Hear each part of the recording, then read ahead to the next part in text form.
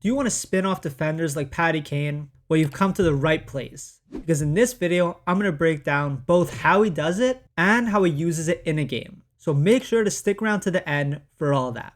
There's three components to Kane's Spin-O-Rama. The first is the entrance, which actually makes up the first half of the spin. The second is a backwards cross under, and then the exit, which together combines for the second half. So let's start with the entrance. The entrance is pretty much just a normal hockey stop with a little extra rotation. So notice how he sprays snow and slides with both his inside and outside edge, just like a normal 2-foot hockey stop. The only difference is that instead of finishing with his hips facing perpendicular, he allows himself to continue rotating all the way until his hips and feet face back to where he came from. Now, he doesn't always initiate the slide the exact same way. Sometimes he starts the slide almost simultaneously on both his inside and outside edge. Other times he'll start sliding on his outside edge first, but typically he will start sliding on his inside edge and then put his outside edge down. Personally, I believe this is the easiest and most practical way to do the Spin-O-Rama.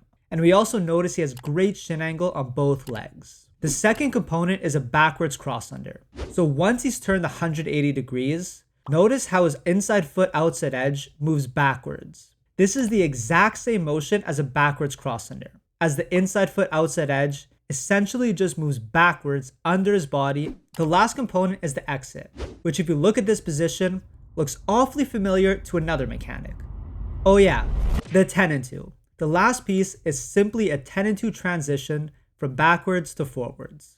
And so when we break it down like that, it's not that complicated.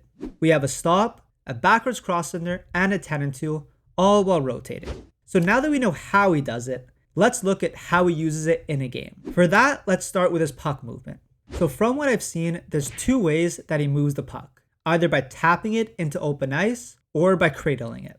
So as you see in this example, he taps the puck behind him and picks it up almost at the completion of the spin. Whereas in this example, he cradles the puck with him almost the entire time. An important note is that if you're gonna cradle the puck, you need to make sure that it stays on your heel the entire time. Kane does such a great job at that. And regardless of which variation you use, make sure you flip your blade over and cup the puck just like Kane. This will secure the puck and make sure it doesn't get away from you. Now let's look at his pattern. So by now it's probably become pretty obvious to you, but let's go over it anyways. He comes down on his off wing, which means his backhand is towards the middle, veers towards the middle of the ice, threatening the middle, and once he feels close enough to the defender, he spins to the outside and either makes a nasty backhand pass or shot.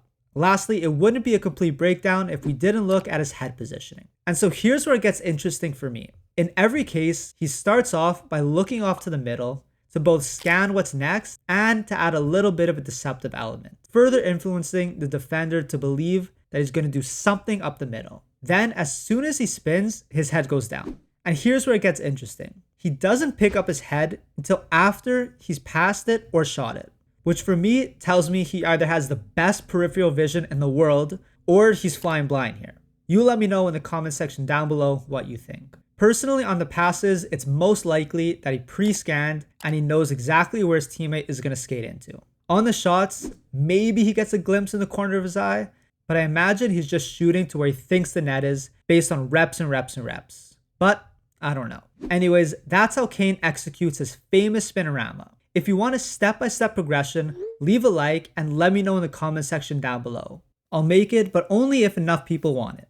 Thanks for watching. If you like this video, check this one out. I think you'll like it too.